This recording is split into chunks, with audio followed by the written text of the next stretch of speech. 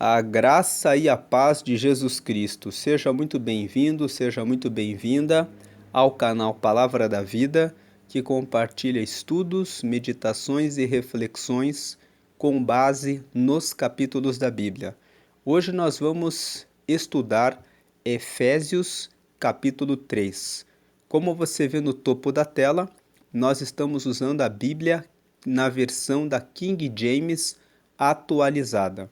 Então, Efésios, no capítulo 3, Paulo vai explicar que ele tem um papel nessa vida.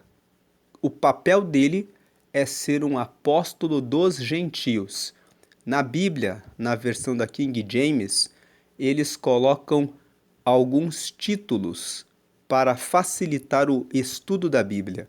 E você vê aqui que especificamente para Efésios, no capítulo 3, existe esse título: Um judeu, apóstolo dos gentios. Então vamos começar a leitura e a explicação, o estudo desse trecho aqui da Bíblia que fala um judeu, apóstolo dos gentios. Quem seria esse judeu? Esse judeu é o próprio Paulo. Quem é esse apóstolo dos gentios? É o próprio Paulo. Então, Paulo era um judeu e que era o apóstolo dos gentios. A palavra apóstolo significa mensageiro. Então, significa que Paulo era judeu e ele era um mensageiro dos gentios. Quem são os gentios? Todas as pessoas que não são judeus. Então, nós já lemos no estudo de Efésios, no capítulo 2, que havia uma separação entre judeus e não judeus. Os judeus diziam que para chegar até Deus era necessário cumprir a lei, cumprir os sacrifícios de animais, derramando sangue de animais para receberem o perdão dos pecados, para se achegarem até Deus. E os judeus também defendiam que os gentios, os que não são judeus, não poderiam entrar no templo para fazerem esses sacrifícios. Isso significa que os gentios não tinham acesso para chegar até Deus. No capítulo 2, Paulo falou para os efésios que com Cristo nós recebemos a graça. E nós explicamos que graça significa o favor imerecido de Deus. Um conceito teológico de graça. Graça é o favor imerecido de Deus. Favor é algo que nós recebemos gratuitamente. Então Deus, ele fez um favor para nós. Ele fez um favor gratuito para nós. Ele enviou Jesus para a terra, para que ele morresse na cruz e com o sangue dele, todas as pessoas que aceitarem esse sacrifício de Jesus recebam acesso livre e direto a Deus. Então, por meio de Jesus, nós recebemos uma graça. Nós recebemos um favor que nós não merecíamos. Nós recebemos de graça a graça de Deus, que é manifestada por meio de Jesus. Paulo fala sobre essa graça no capítulo 2 de Efésios. Ele explica que pela graça sois salvos, e isso não vem de vós, é dom de Deus. Então ele está dizendo, é por meio da morte oferecida gratuitamente de graça por Jesus que todas as pessoas que aceitarem a Jesus, aceitarem essa graça pela fé, são salvas. Ele explica isso no capítulo 2. E no capítulo 2, ele diz assim: agora que Jesus morreu por todos, a graça alcança a todos, alcança os judeus e alcança também os gentios. E ele termina o capítulo 2 dizendo assim: agora que Cristo fez isso, nós temos a construção de um edifício, onde existe a reconciliação. Judeus e não judeus podem estar como parte do corpo de Cristo, onde Cristo é a cabeça, como se houvesse um edifício, onde Jesus é a pedra principal que sustenta todo o edifício, que sustenta todo o prédio. E agora nós vamos começar a estudar o capítulo 3. Eu tive que fazer essa breve explicação, lembrando o capítulo 1, lembrando o que foi dito no capítulo 2, para que possamos entender o capítulo 3. Então aqui ele diz no versículo 1: por essa razão eu, Paulo, sou prisioneiro de Cristo Jesus, por amor de vós, não judeus. Ele fala aqui no versículo 1, por essa razão. Os versículos anteriores, os últimos versículos do capítulo 2 dizem que Jesus é a pedra fundamental do edifício que é formado por judeus e não judeus. Então, quando ele fala aqui nesse versículo 1, por essa razão, ele está dizendo assim: o fato de Jesus ser o fundamento, a pedra principal de um edifício que é formado por judeus e não judeus, por essa razão, porque Cristo quer isso, ele quer salvar a todos, eu, Paulo, sou prisioneiro de Cristo, por amor de vós, não judeus. Quando ele fala que sou prisioneiro de Cristo Jesus, Paulo estava literalmente preso. Quando Paulo escreveu essa carta para os Efésios, ele estava preso em Roma. E por que Paulo estava preso? Ele estava preso porque ele estava pregando o Evangelho, pregando que judeus e não judeus poderiam fazer parte do edifício de Cristo, onde Cristo era o alicerce. Então, se você procurar no livro de Atos dos Apóstolos, no capítulo 21, no versículo 27 até o versículo 29, você vai ver que Paulo estava em Jerusalém. E alguns judeus que tinham vindo da Ásia, tinham vindo dessa região que Paulo estava, que era em Éfeso, encontraram Paulo dentro do templo. E eles fecharam a porta do templo, arrastaram Paulo para fora e começaram a bater nele, com o propósito de matá-lo. Isso que eu estou falando está escrito em Atos, capítulo 21. Na frente do templo existia uma fortaleza chamada Antônia, onde ficavam os soldados romanos. Os romanos sabiam que perto do templo dos judeus sempre havia brigas religiosas. Então eles construíram aquela fortaleza para vigiarem o que acontecia no templo, para manter a paz dentro do império. Quando eles viram que os judeus estavam batendo em Paulo para matá-lo, eles saíram da fortaleza, pegaram Paulo e carregaram Paulo para dentro da fortaleza para que ele não morresse. Em Atos, no capítulo 22, nós vemos que Paulo pede autorização para Cláudio Lísias, que era o tribuno, o chefe daquela fortaleza, para subir e falar a respeito do seu ministério para aqueles judeus. E em Atos, no capítulo 22, Paulo explica que Cristo veio para trazer a salvação para todos, não mais apenas para os judeus. A Bíblia conta que aqueles judeus escutaram aquilo e 40 deles resolveram fazer um jejum e determinaram que iam matar Paulo. A Bíblia conta em Atos 23 que o sobrinho de Paulo ouviu aquela ideia, os judeus que eles tinham combinado de matar Paulo. Então, ele foi na prisão e avisou Paulo do que ele tinha ouvido. E Paulo disse para o seu sobrinho avisar Cláudio Lísias sobre esse fato.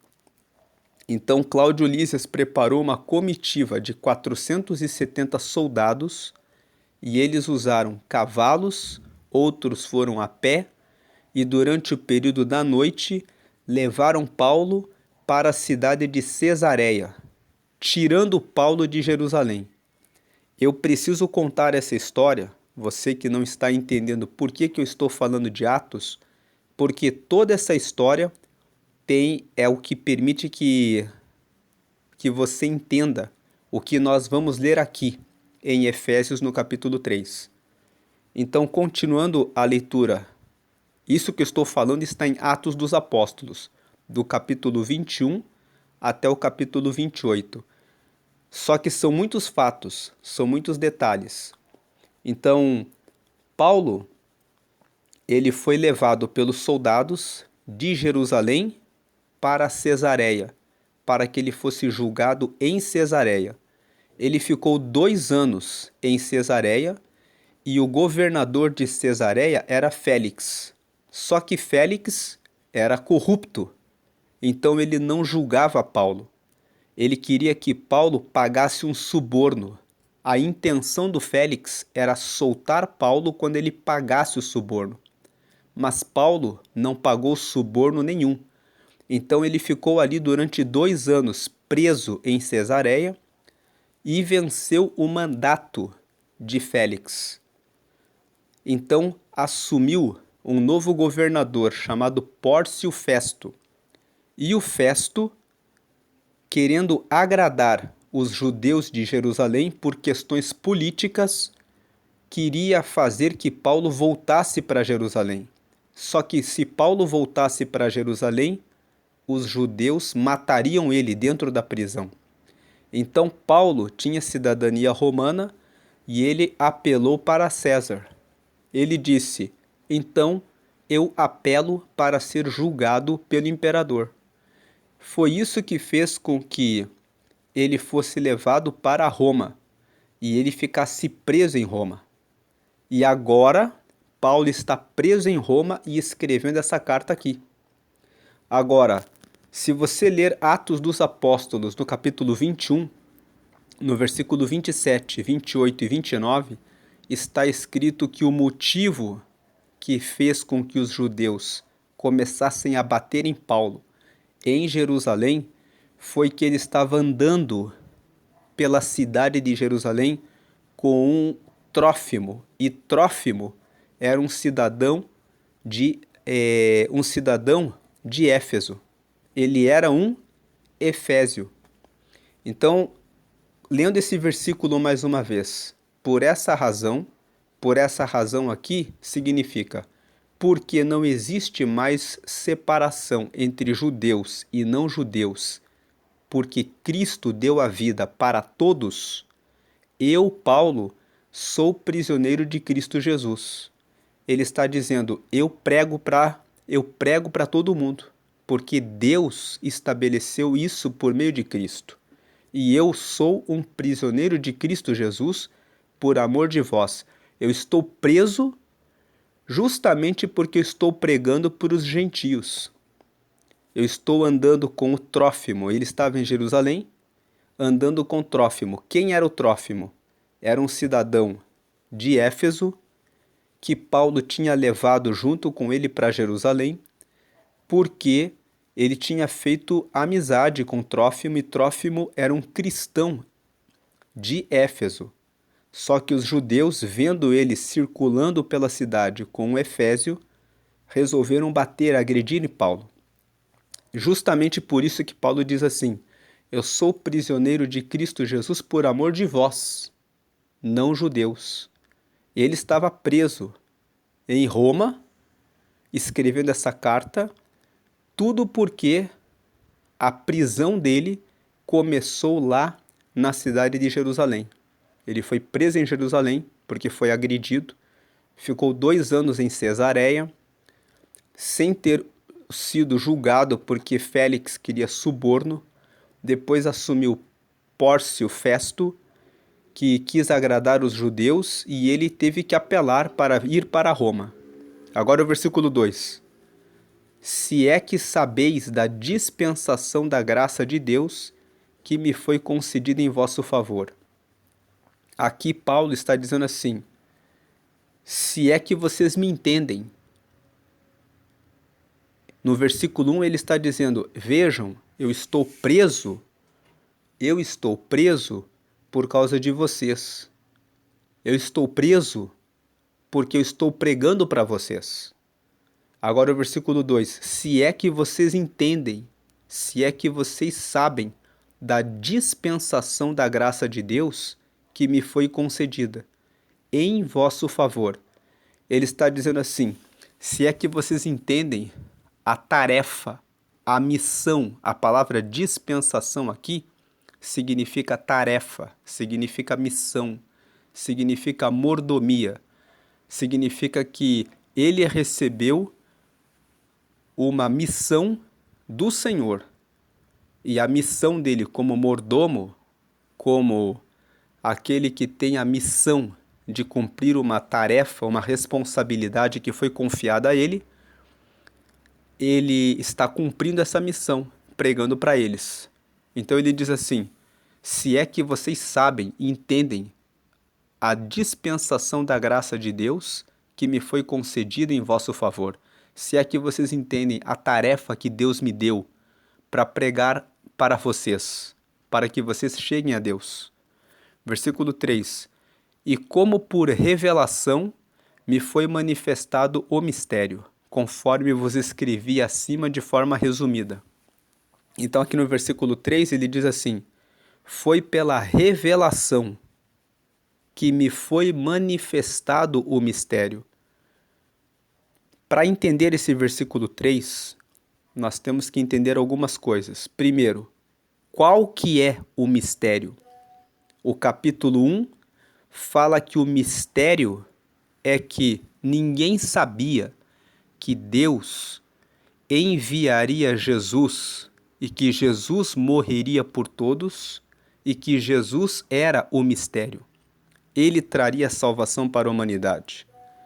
No capítulo 2 de Efésios, Paulo fala que esse mistério ele ganha uma nova dimensão.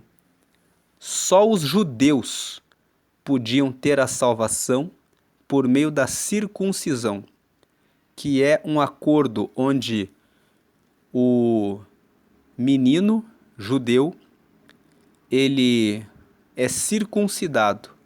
Eles cortam o prepúcio, que é aquela pele que cobre o órgão genital masculino, no 8º dia.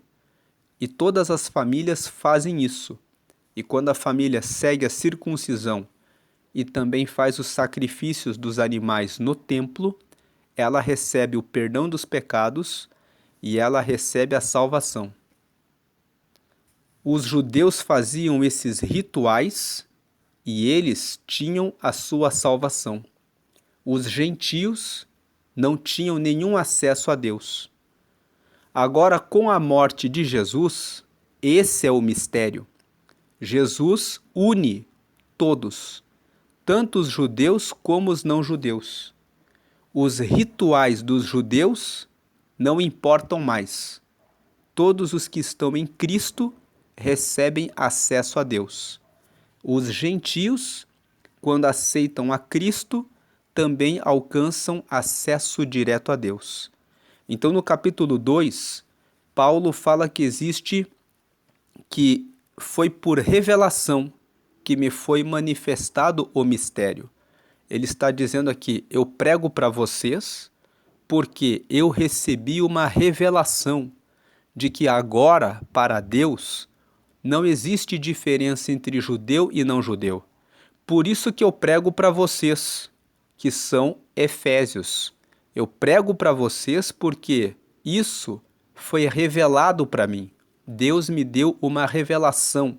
Então, o versículo 3, ele está dizendo, e foi como por revelação que me foi manifestado o mistério. Conforme vos escrevi acima, de forma resumida. Conforme vos escrevi acima, de forma resumida, ele está falando tudo que ele escreveu no capítulo 1 e no capítulo 2. Então, relembrando, no capítulo 1, Paulo fala que Cristo é o mistério revelado de Deus.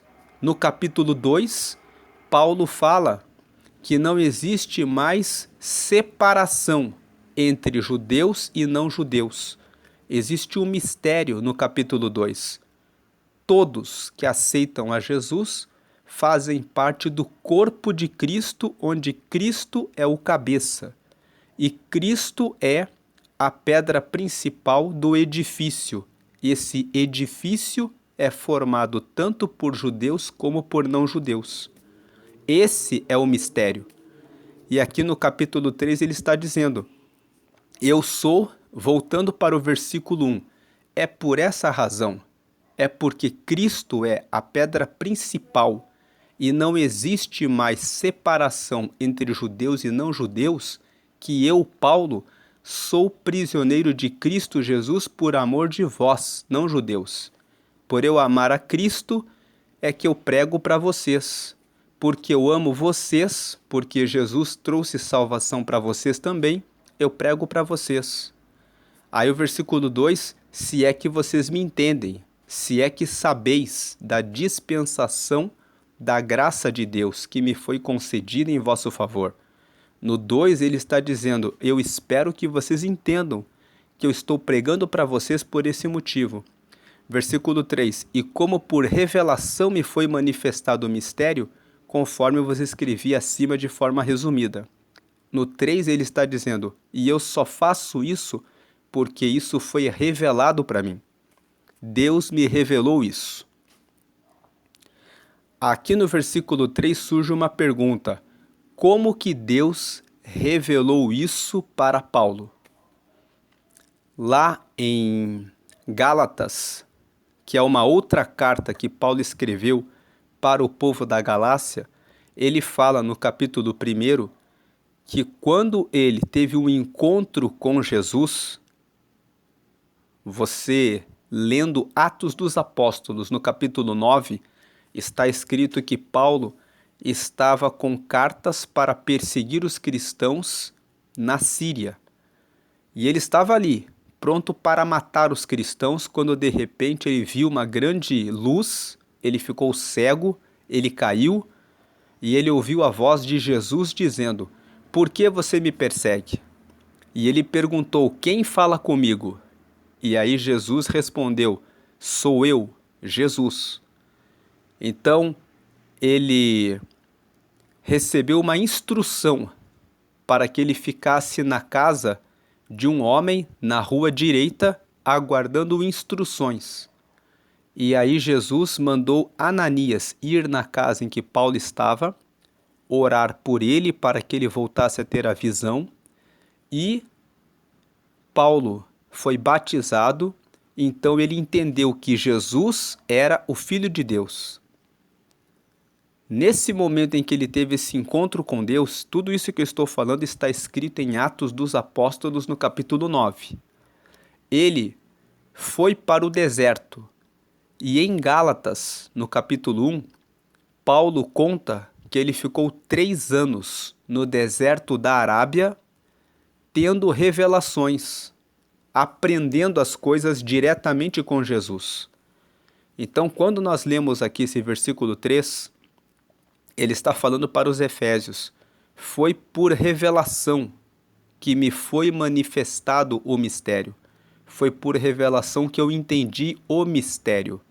O mistério de que tanto judeus quanto não judeus podem alcançar a Deus por intermédio de Jesus. Ele teve esse encontro com Jesus em Atos dos Apóstolos no capítulo 9, e depois ele foi para o deserto e ficou 3 anos recebendo instruções do próprio Senhor Jesus, para que ele pudesse entender o mistério, e só depois desses 3 anos que Paulo começou a fazer viagens missionárias. Paulo fez 3 grandes viagens missionárias. E nessas 3 viagens missionárias ele ficou cerca de 12 anos pregando a palavra em vários lugares. Em Atos dos Apóstolos, no capítulo 19 até o capítulo 21, nós vemos que a última parada de Paulo foi ter ficado 3 anos em Éfeso. Depois desses 3 anos que ele ficou em Éfeso, logo na sequência, ele foi preso. E depois aconteceu tudo o que nós falamos no começo do vídeo, que ele estava em Jerusalém, os judeus acusaram ele de ficar andando com gentios, pregando para as pessoas que não eram judeus e bateram nele. Ele ficou preso na fortaleza em Jerusalém, foi conduzido para ficar preso 2 anos em Cesareia, onde o Félix esperava suborno que não veio, e depois veio Pórcio Festo, que queria agradar os judeus e devolver Paulo para Jerusalém, e ele corria o risco de morte, e ele apelou para César, então foi para Roma, onde ele ficou preso, e aí ele escreveu essa carta. Então nós vemos que existe um período longo de história, até ele chegar o tempo que ele escreve essa carta. E quando ele está escrevendo essa carta, ele já tinha ficado 12 anos fazendo missões, pregando para vários povos a respeito de Jesus. Por isso que ele estava preso, porque os judeus queriam matá-lo. Agora o versículo 4. Assim, quando ledes, podeis perceber o meu entendimento sobre o mistério de Cristo. Então Paulo está dizendo aqui, quando vocês leem tudo que eu escrevi no capítulo 1, no capítulo 2, a respeito de que Cristo é o fundamento da igreja e que agora não existe mais separação entre judeus e não judeus, de modo que todo mundo que aceita Cristo tem acesso a Deus, quando vocês leem isso, vocês podem perceber o meu entendimento sobre o mistério de Cristo. O mistério é que Cristo trouxe a graça de Deus. E pela graça sois salvos. E isso é um dom de Deus. Deus nos deu a graça. Então aqui ele está falando tudo que eu falei nos capítulos 1 e 2, vocês podem entender o que eu estou falando. Versículo 5. Esse mistério não foi dado a conhecer às pessoas de outras gerações, mas agora foi revelado pelo Espírito em letra maiúscula é o Espírito Santo. Foi revelado pelo Espírito Santo aos santos apóstolos e profetas de Deus. O versículo 5 está dizendo, esse mistério, Jesus, e esse mistério de que não existe mais divisão entre judeus e não judeus, não foi dado a conhecer às pessoas de outras gerações. Ou seja, todo mundo que viveu antes da gente não entendeu isso. Mas agora foi revelado pelo Espírito aos santos apóstolos. Agora que Jesus veio, deu a vida por todos, e todo mundo que aceita Jesus pode chegar até Deus, agora o Espírito Santo trouxe essa revelação para os apóstolos e também para os profetas de Deus. Quais profetas de Deus? Os profetas de Deus aqui que Paulo está falando são aquelas pessoas que são guiadas pelo Espírito Santo e que trazem explicações a respeito do que Deus está fazendo. Não é os profetas do Antigo Testamento aqui. Isaías, Jeremias, Ezequiel e Daniel, que são os profetas do Antigo Testamento, Paulo não está falando desses profetas. Ele está falando dos profetas, aquelas pessoas que recebiam visões e coisas de Deus e que falavam a respeito das manifestações de Deus dentro das reuniões, dentro dos cultos. Versículo 6. Significando que por intermédio do Evangelho, Evangelho é letra maiúscula, se refere a Jesus. Evangelho significa boa notícia. Jesus é o Evangelho, ele é a boa notícia. A boa notícia que Deus deu para nós é que Jesus veio e morreu por todos.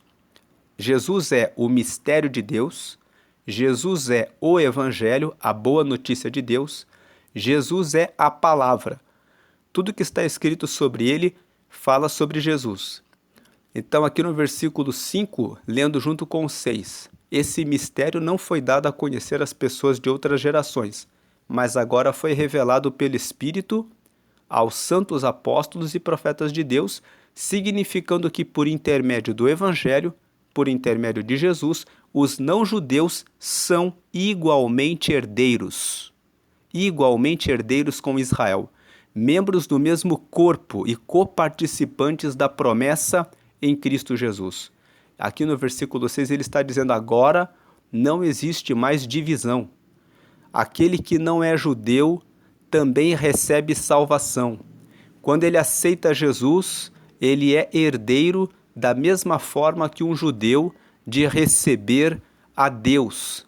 Um não-judeu, agora, por meio de Jesus, pode fazer parte do corpo de Cristo e ser um coparticipante. Coparticipante significa que ele participa junto. Ele é um participante que também pode ter a promessa de ter comunhão com Deus.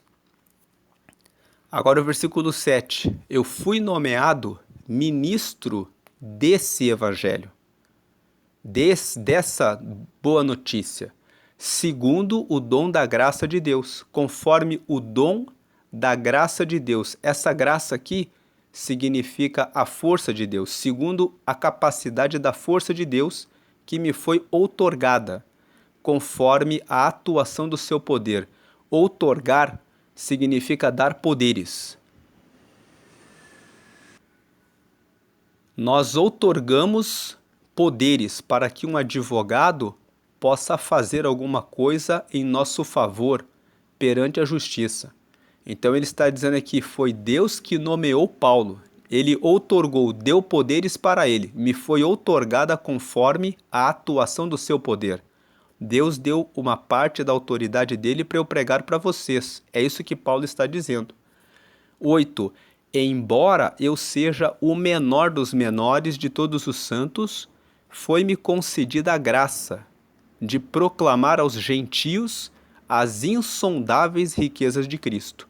Ele se coloca como menor, e aqui nós aprendemos uma lição. Tem pessoas que se colocam como o maior. Mas Paulo, que fez tantas viagens missionárias e escreveu 85% do Novo Testamento, e se você ler Atos dos Apóstolos, no capítulo 19, 20 e 21, você vai ver que ele operava maravilhas em nome de Jesus. De tantas coisas que Deus usou esse homem para fazer, ele se coloca aqui como o menor dos menores. Ele diz, foi-me concedida a graça de proclamar aos gentios as insondáveis riquezas de Cristo. 9. E revelar a todos qual é a dispensação deste mistério, que desde os séculos passados foi mantido oculto em Deus que tudo criou. Então ele está dizendo para revelar qual que é o tempo desse mistério. Qual é a tarefa, a responsabilidade desse mistério, de falar para vocês que o mistério estava oculto nos séculos passados. As pessoas não sabiam como que Deus salvaria a todos. Havia uma promessa para Abraão.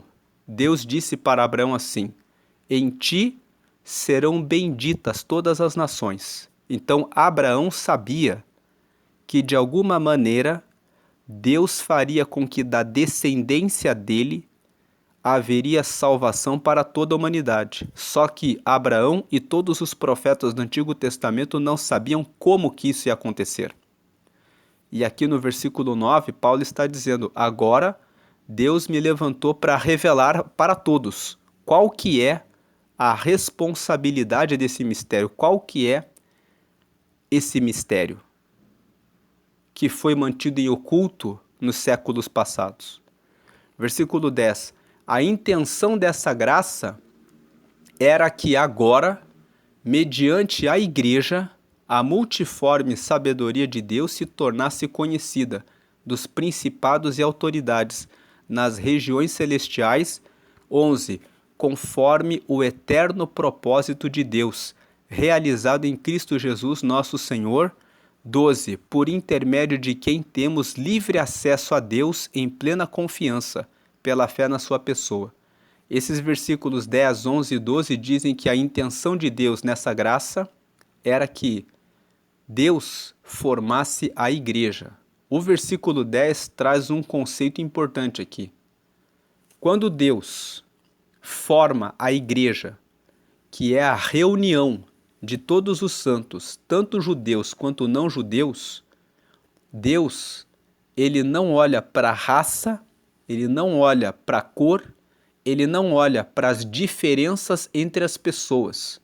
Ele olha para todos e ele usa todos por meio da igreja. Na igreja não existe uma classe de sacerdotes.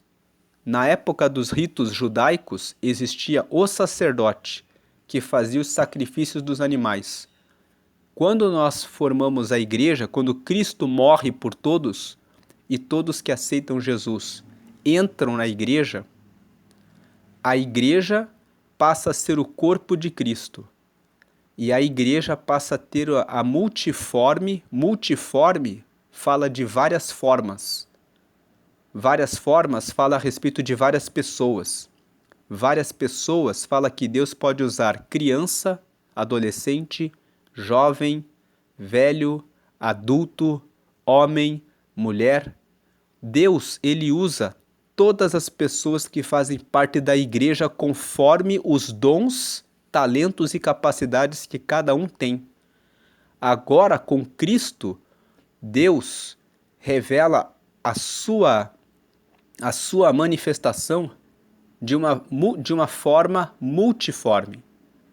Então, a intenção dessa graça de Jesus dar a vida e dar a salvação para todos era que agora, mediante por meio da igreja, a multiforme sabedoria de Deus se tornasse conhecida dos principados e autoridades nas regiões celestiais.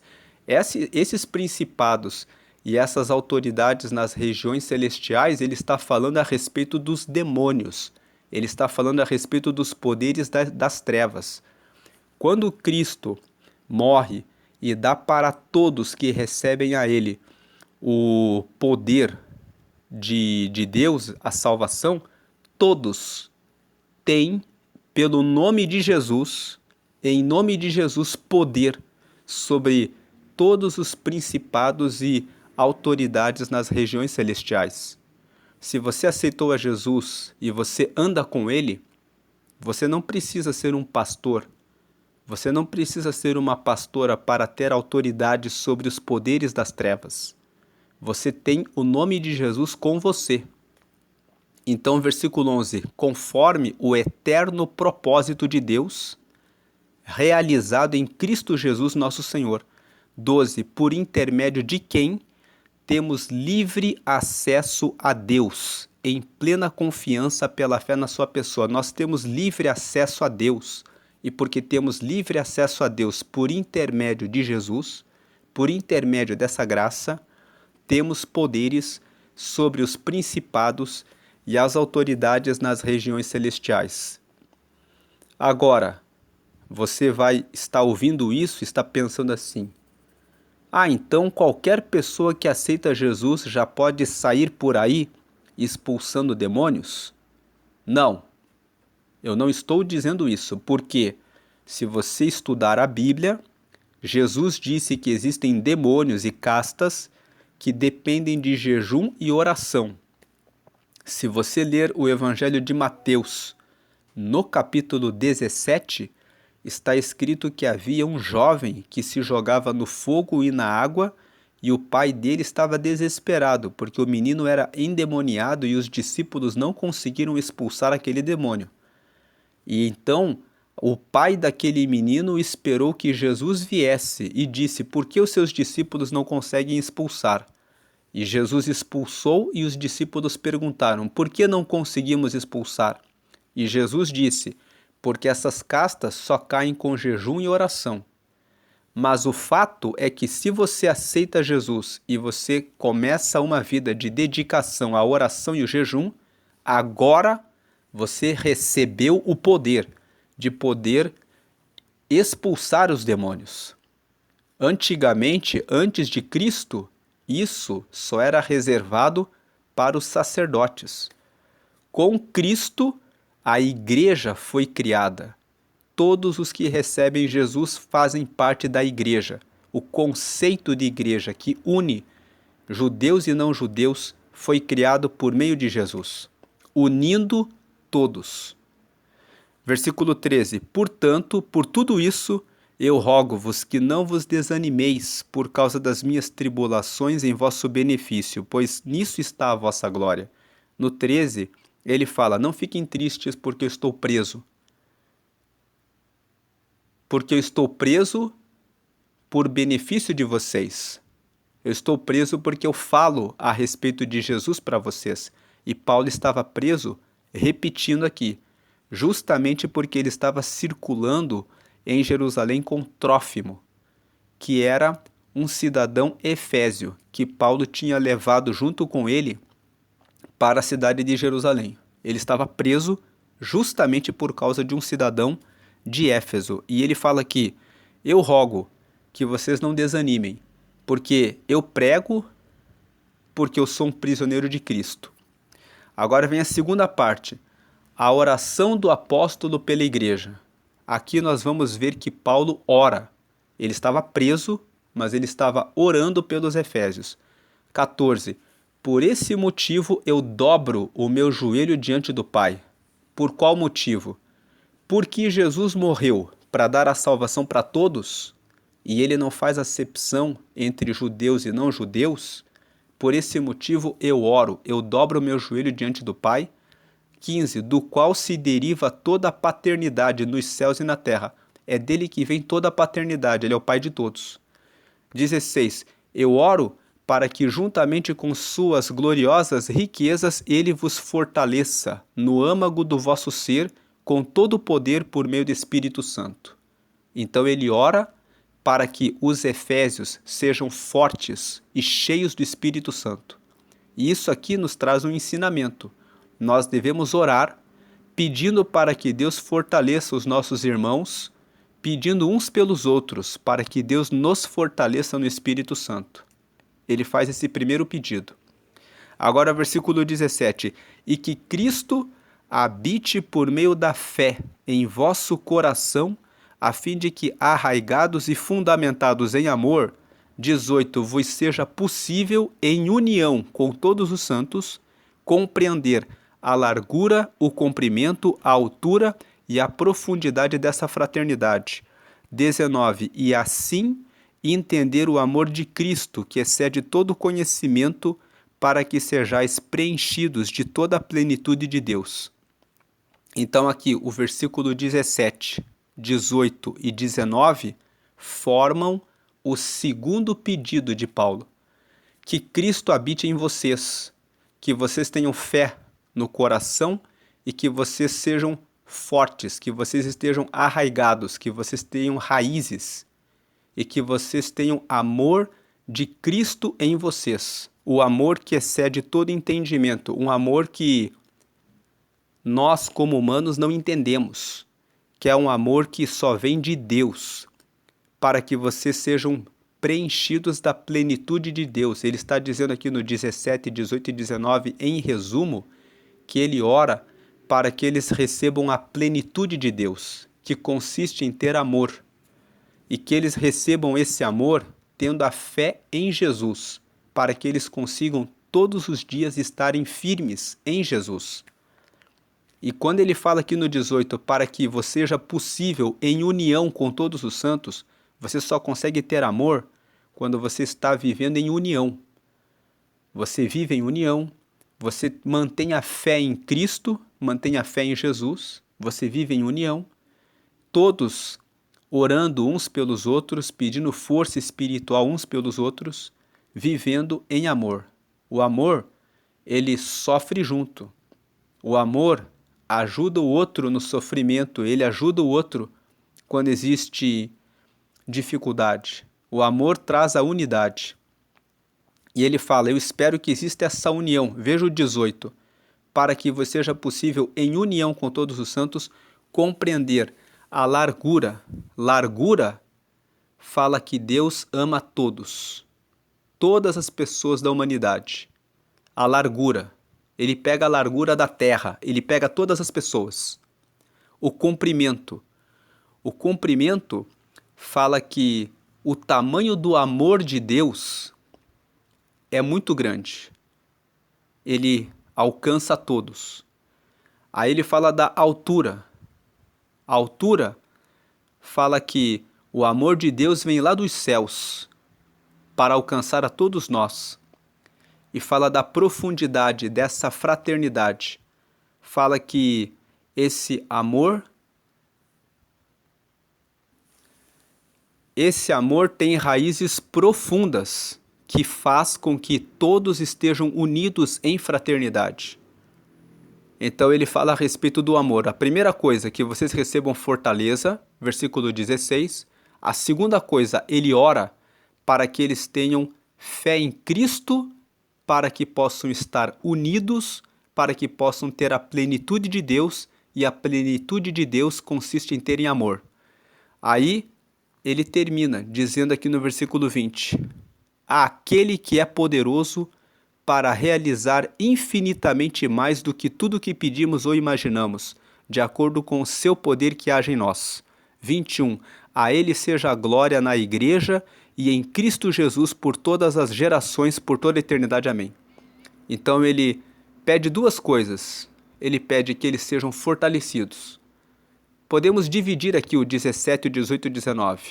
Lendo em conjunto, o que ele quer, no fim das contas, é que todos tenham a plenitude de Deus, que consiste no amor. Mas podemos dizer que ele ora, no versículo 17, para que eles tenham fé constante em Jesus. E para que eles estejam arraigados, que eles tenham raízes, estejam fundamentados em amor. Que eles tenham fé em Jesus e tenham raízes. Ele ora, no versículo 18, para que eles vivam em união, que exista unidade e fraternidade, que exista uma fraternidade para alcançar todos, largura, para que a duração do amor seja constante, tenha um cumprimento, para que recebam na altura de Deus o amor, e para que exista profundidade, que existam raízes nesse amor, de fraternidade. E no 19, para que eles possam ter o amor de Cristo e ter a plenitude de Deus. E aí ele termina o capítulo dizendo: toda a glória para Deus, àquele que é poderoso. Deem glória a Deus, porque Ele é poderoso para realizar infinitamente mais do que tudo que pedimos ou imaginamos, de acordo com o seu poder que age em nós. Quem poderia imaginar que Deus enviaria Jesus e traria salvação para todos? Isso é realizar algo infinitamente mais do que pedimos ou imaginamos. É algo que ninguém poderia imaginar. Então, versículo 21, ele diz: a Ele seja a glória na igreja. A igreja que é formada por todos, a Ele seja a glória na igreja. Não é ao pastor A, ao pastor B, ao pastor C, como muitas pessoas querem roubar, usurpar a glória que é somente de Deus. Tem pessoas que querem dizer porque é o pastor tal que fez isso ou aquilo. Não. A glória é somente a Cristo e somente a Deus que enviou Cristo para realizar esse mistério da graça que traz a salvação para todos nós. A Ele seja a glória na igreja e em Cristo Jesus, por todas as gerações, por toda a eternidade. Amém.